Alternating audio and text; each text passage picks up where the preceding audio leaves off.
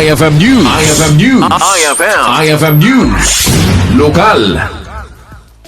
Patsyay ni Mayor Mariano Antonio, itiili ti Marcos sa tirason no apay bimabati presyo ti tabako kat gapo iti overproduction.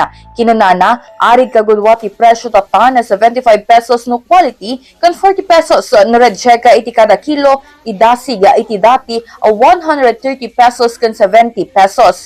Inbatad na, posible ang makawa to payon dagiti tobacco farmer nga agmula inton sumarno atawon na gapo iti daytoy pasama ka. Inbinglay pa iti mayor nga 1/3 iti komunidad katagmulmulay ti tabako isut gapo na ang maluksaw daytoy.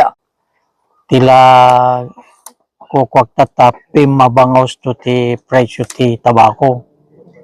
So nga medyo bakawan to pa kidi tagmulan into no taon no mayad ti kinababati presyo.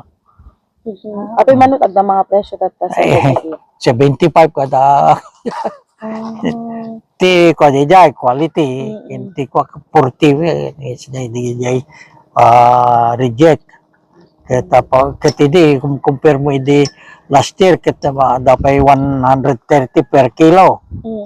Di bali one half na ti nagbabanan kastamot na ti reject ito maka 70 na idi.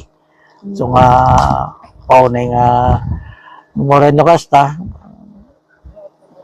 ang dalat tamot ti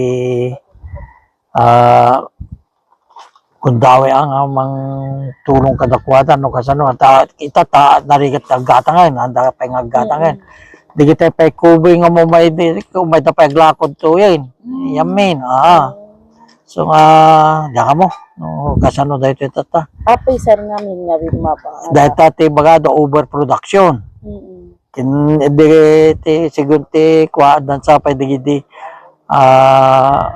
purchase digiti agagatang nga handa pa nga nailaw ko kadigiti talagang cigarette manufacturer so bimaba talaga. Kabayatan na iti Barangay Lydia, Barangay Mabuti, Barangay Imelda, kan Barangay Dakiwag iti kalawaan ti pagmulaan na ti tabako iti nadakamat nga ili. Para iti IFM News sa Idol Bernadette Toledo tatak IFM. IFM News. IFM News. IFM News. Lokal.